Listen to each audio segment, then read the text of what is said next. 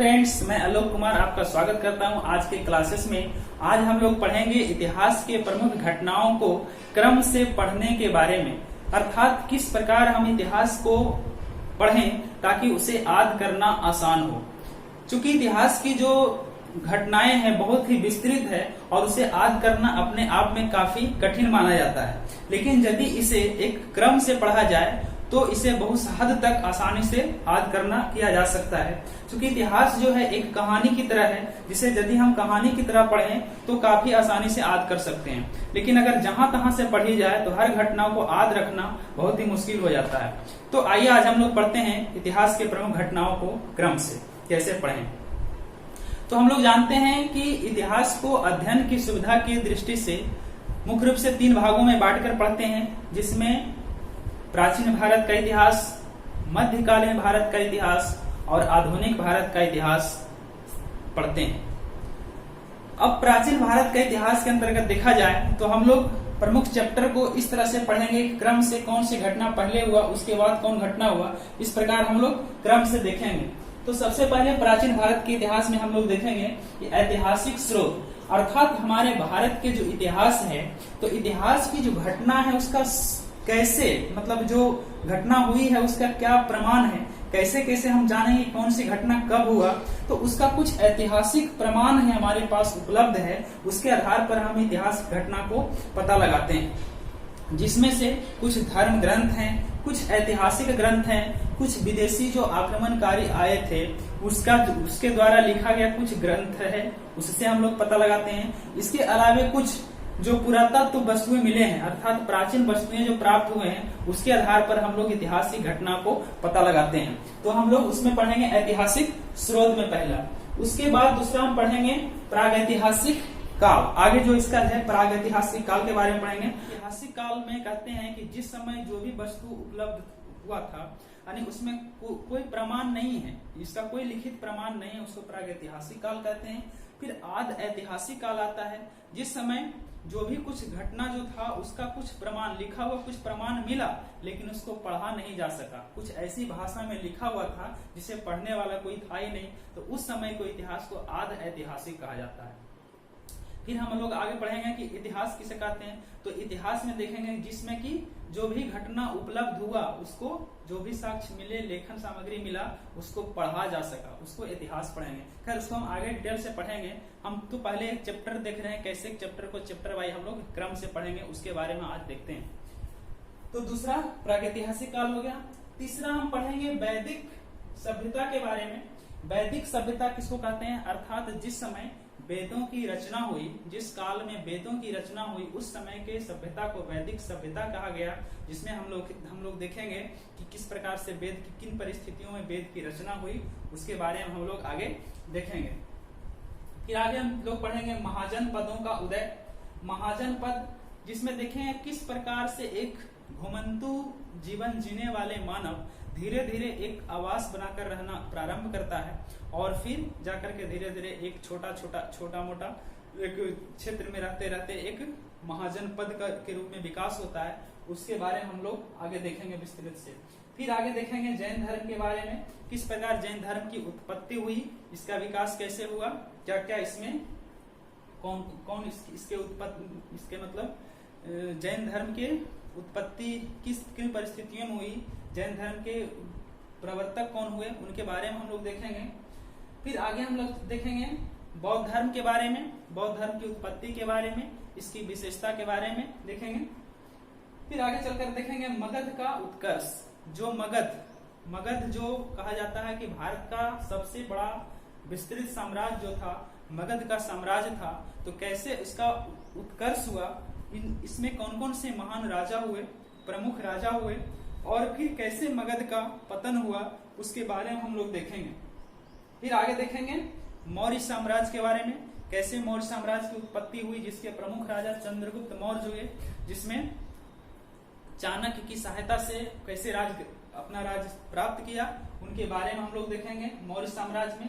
फिर आगे करके चलेंगे पढ़ेंगे ब्राह्मण साम्राज्य के बारे में, कैसे ब्राह्मण साम्राज्य का उदय हुआ और कैसे उसका समाप्ति हुआ। फिर आगे चलकर देखेंगे विदेशी आक्रमणकारी। इसी दरमियान कुछ विदेशी आक्रमणकारी आए हमारे देश में, उनके बारे में हम लोग देखेंगे। फिर आगे उसी में कुछ शक हैं, कुषाण हैं, जो उनके बारे में देखेंगे। फिर आगे चल करके देखेंगे गुप्त साम्राज्य के बारे में, कैसे गुप्त साम्राज्य की उत्पत्ति हुई, कैसे इसका फिर विस्तार हुआ, कौन कौन से इनमें इस साम्राज्य में प्रमुख राजा हुआ, उसके बारे में देखेंगे।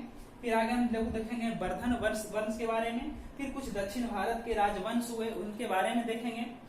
फिर सीमावर्ती राजवंश के बारे में देखेंगे, जो भारत के सीमावर्ती जो क्षेत्र था उसके जो राजवंश हुए उनके बारे में देखेंगे। फिर आगे राजपूत राजवंश के उदय के बारे में देखेंगे, उसके विस्तार के बारे में देखेंगे और कैसे फिर उसका समाप्ति हुआ उसके बारे में देखेंगे।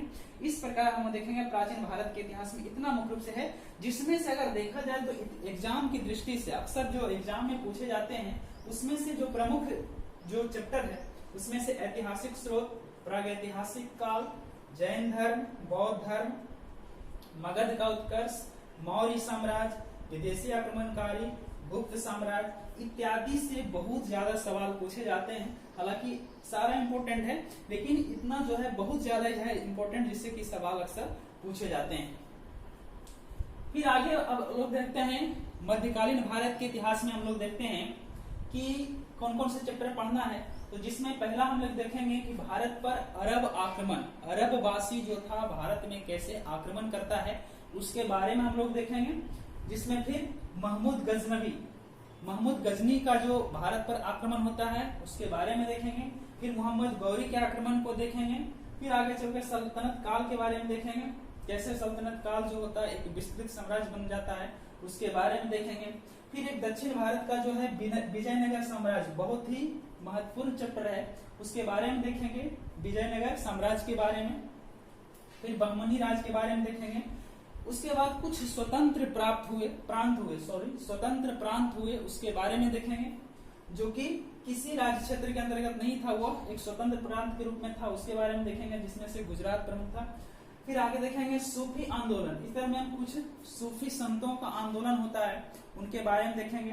फिर आगे देखेंगे भक्ति आंदोलन के बारे में, नए नए धार्मिक जो भक्त हुए उसके बारे में देखेंगे, सूरदास, भक्त तुकाराम, कबीरदास, इन सब के बारे में देखेंगे।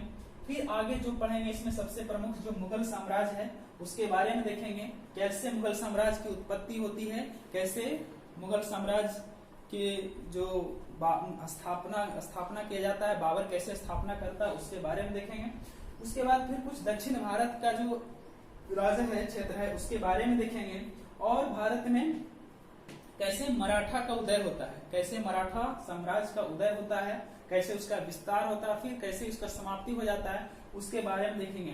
अर्थात मध्यकालीन भारत में हम सारे उत्थान एवं पतन के बारे में देखेंगे, कौन कौन से साम्राज्य का उत्थान हुआ, कैसे पतन हुआ, इन सब के बारे में देखेंगे। जिसमें अगर मध्यकालीन भारत में अगर देखा जाए तो सबसे इम्पोर्टेंट है सल्तनत काल है, जिसमें मोहम्मद गौरी वगैरह भी है। फिर विजयनगर साम्राज्य सबसे ज्यादा महत्वपूर्ण है, फिर मुगल साम्राज्य सबसे है, उसके बाद मराठों का उत्कर्ष। ये सारा जो चैप्टर है काफी महत्वपूर्ण है मध्यकालीन इतिहास में।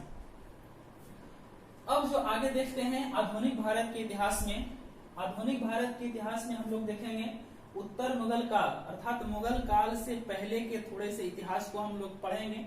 उसके बाद उत्तर काल के आधुनिक भारत के इतिहास में अब आगे हम लोग देखेंगे आधुनिक भारत के इतिहास में कि कैसे मुगल काल